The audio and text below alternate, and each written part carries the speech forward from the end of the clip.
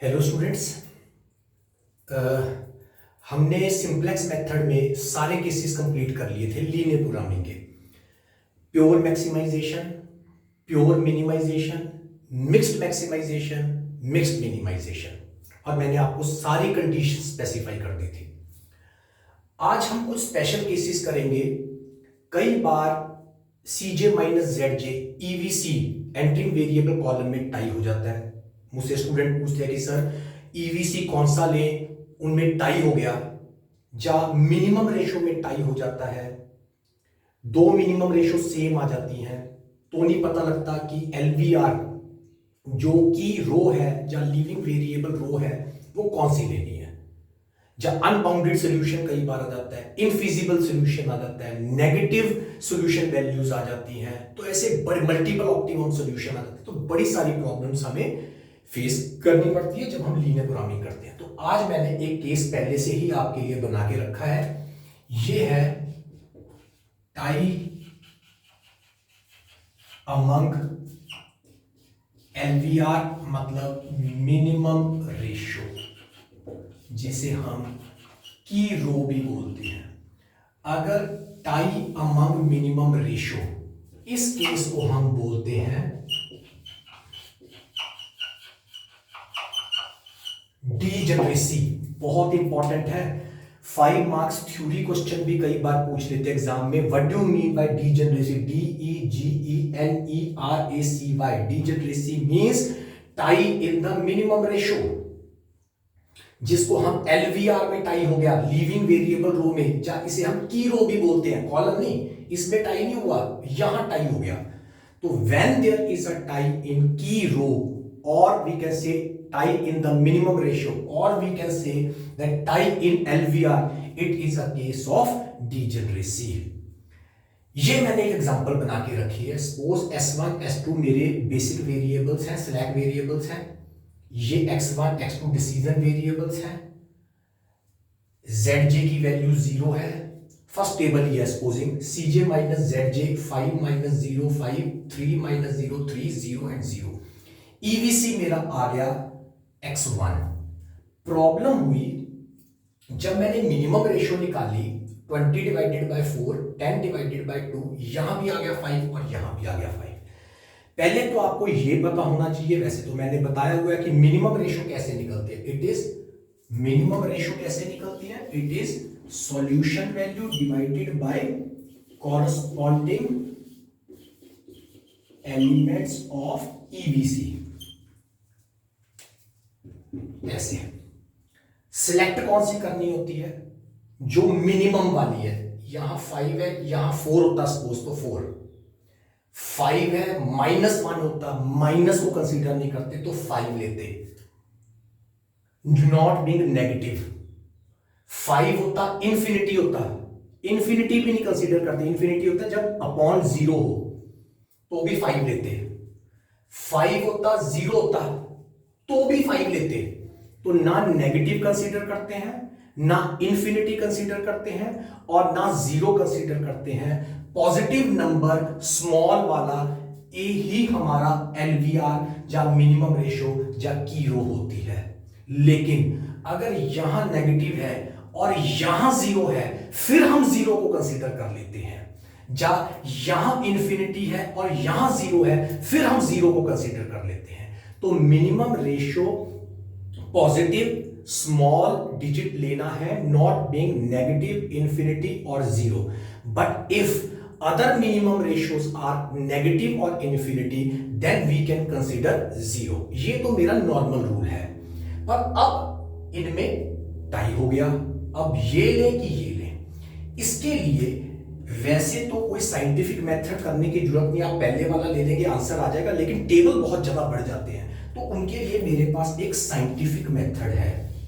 This is the scientific method. कुछ नहीं करना आपने, S1 और S2 दोनों स्लैक वेरिएबल्स की वैल्यूज लिख लो, 1 0 0 1। इनको डिवाइड करो with corresponding element of EVC। 4, इसको भी 4, इन दोनों को 4 से और इन दोनों को 2 से। अब S1 की एक वैल्यू आ गई -25, एक आ गई 0, S2 की आ गई 0 और -5। अब S1 की वैल्यूज में से छोटा नंबर कौन सा है, नॉट बीइंग जीरो, जीरो नहीं कंसीडर करना, -25 और इधर -5, दोनों में से छोटा S1 है, तो हमारा S1 विल बी LVR। कैसे किया है, स्लैक वेरिएबल्स बेसिक वेरिएबल्स को डिवाइड करेंगे with the corresponding element of EVC, फिर उनमें से कंपेयर, दोनों S1 की दोनों वैल्यूज को कंपेयर करके छोटी वैल्यू निकाल ली 0.25, नॉट बीइंग जीरो, जीरो नहीं लेनी, यहां से 0.5 नॉट बीइंग जीरो नहीं लेनी, इन दोनों में से कंपेयर करो, जो छोटा है वो हमारा LVR है। तो S1 छोटा है तो S1 विल बी LVR। अगर ये टाई भी खत्म ना होती, यहां भी 0.25 हो जाता, यहां भी 0.25 हो जाता, तो प्रॉब्लम आ गई थी। फिर हम स्लैक वेरिएबल्स की जगह अब नेक्स्ट डिसीजन वेरिएबल जो रह गया 9 और 7, ये x2 है, इसको डिवाइड कर लेते 4 और इसको डिवाइड कर लेते 2 से, 2 पॉइंट समथिंग आ गया, इट इज 2.2 के करीब आ गया और यहां आ गया 3.5। तो मैं ये छोटा है, ये वाला छोटा है, फर्स्ट वाला, तो फर्स्ट वाला छोटा है तो भी यही बनता। तो पहले हम S1 S2 से डीजेनरेसी रिमूव करने की कोशिश करेंगे, अगर उससे नहीं होती तो हम डिसीजन वेरिएबल की वैल्यूज को हम ईवीसी के कॉरस्पॉन्डिंग एलिमेंट से डिवाइड करके जो छोटा आ रहा है, ये वाला छोटा आ रहा है, मतलब ये वाला छोटा आ रहा है, तो मैं S1 को LVR ले लेता। अगर इससे भी टाई ना खत्म होती, एक और डिसीजन वेरिएबल होता x3, उससे डिवाइड करके देख लेता। अगर उससे भी टाई ना खत्म होती, फिर हम आर्बिट्रेरली कोई भी सिलेक्ट कर सकते हैं, लेकिन first priority should be given to S1 and S2 से ही डीजेनरेसी खत्म करने की कोशिश करनी है। पता लगा डीजेनरेसी कैसे खत्म होनी है, कैसे खत्म होनी है? आपने सिंपली S1 S2 की सारी वैल्यूज लिख लेनी है और अपने अपने कॉरस्पॉन्डिंग ईवीसी के एलिमेंट से डिवाइड करना है। अब S1 में से छोटा नंबर यहां लिख लेना है, नॉट बीइंग जीरो, और S2 में से छोटा नंबर यहां लिखना है, नॉट बीइंग जीरो। इन दोनों में से whichever is small is EVC, sorry not EVC, LVR, this is LVR। अगर ये भी ना खत्म होता तो हम डिसीजन वेरिएबल को कॉरस्पॉन्डिंग एलिमेंट ऑफ ईवीसी से डिवाइड करके वहां से छोटा नंबर वो हमारा LVR हो जाता। So this is very very important. Second case,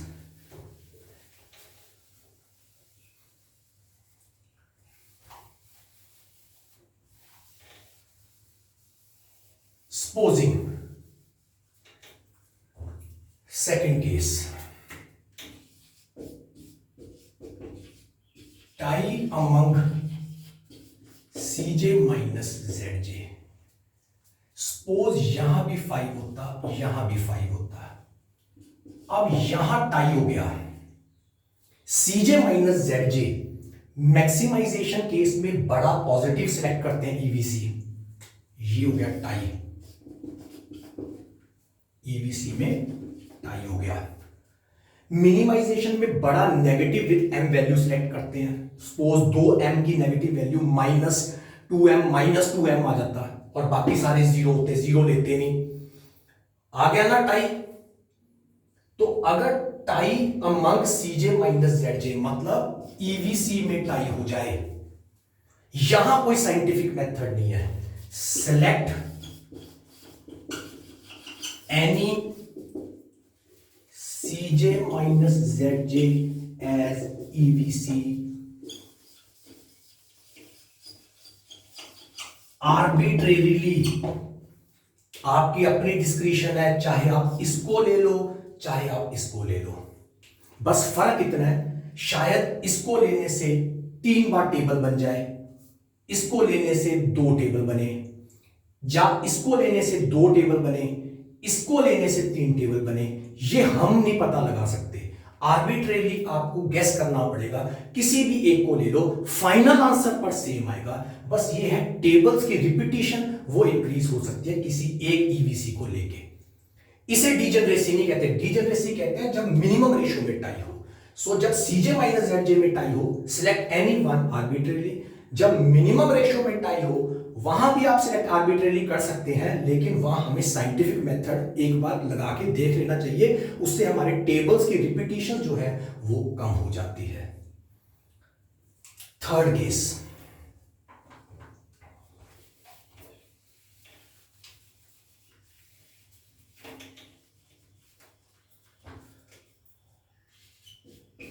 third case, unbounded solution.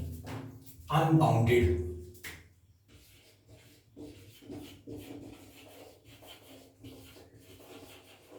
कब होता है?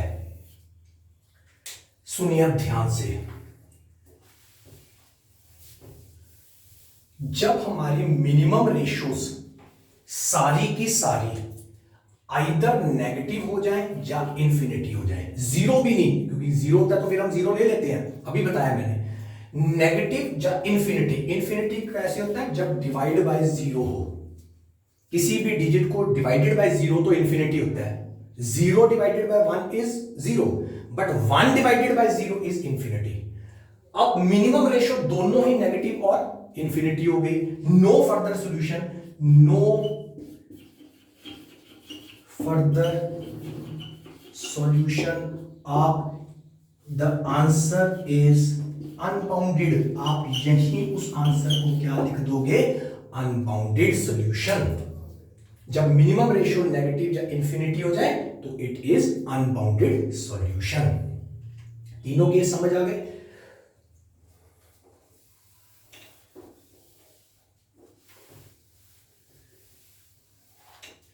फोर्थ,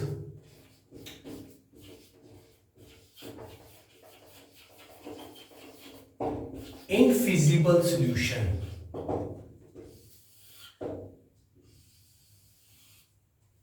इनफिजिबल कब आता है? अब सुनिए, मैक्स के केस में हमारा फाइनल आंसर कब होता है? फाइनल आंसर कब होता है? जब सीजे माइनस जेड जे सारे जीरो या नेगेटिव ना हो जाए। मिन में फाइनल आंसर कब होता है? जब सीजे माइनस जेड जे सारे जीरो या पॉजिटिव ना हो जाए। यही कहा है, चाहे मिक्स का क्वेश्चन है चाहे प्योर का क्वेश्चन है।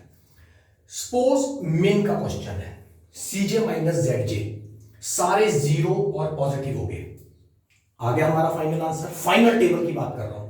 जब मिक्स्ड मैक्सिमाइजेशन में या प्योर मैक्सिमाइजेशन में सीजे माइनस जेड जे सारे जीरो या नेगेटिव आ गए, लेकिन अगर फाइनल टेबल में यहां एक आ गया x1, एक a रह गया, सपोज a2 रह गया। आर्टिफिशियल वेरिएबल किसमें होता है? मिनिमाइजेशन में होता है। प्योर के मिनिमाइजेशन में होता है, जब मिक्स्ड मिनिमाइजेशन में होता है, जब मिक्स्ड मैक्सिमाइजेशन में भी होता है, प्योर मैक्सिमाइजेशन में नहीं होता। अगर लास्ट टेबल मतलब जब सीजे माइनस जेड जे जीरो या नेगेटिव, जीरो या पॉजिटिव हो गए, लेकिन लास्ट टेबल में ए प्रेजेंट रह गया, तो उसका आंसर नहीं लिखना, आपने लिख देना है the solution is infeasible if in final table any artificial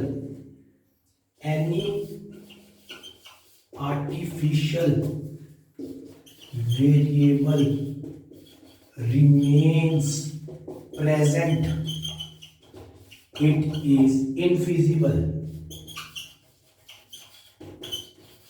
solution। सो ये 4 केसेस मैंने आज आपको बताए हैं, infeasible, unbounded, degeneracy and tie among EVC.